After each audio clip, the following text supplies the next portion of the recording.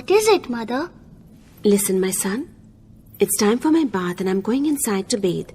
I want you to stand by the door and until I give you instructions, you must not let anyone enter. As you wish, Mother.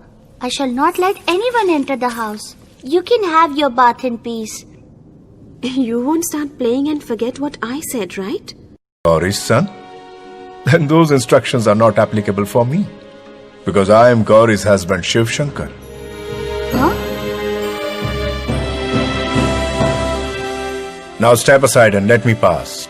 Certainly not. Unless I receive orders from my mother, I cannot let anyone pass through. Don't be adamant, my dear boy. Move out of the way. That is not possible. Look, you have no idea how angry I can get. Move out of the way, or the consequences won't be good. No matter what the consequences. You see, the sun may rise in the west, the moon may change its direction, but I will follow my dharma and not move.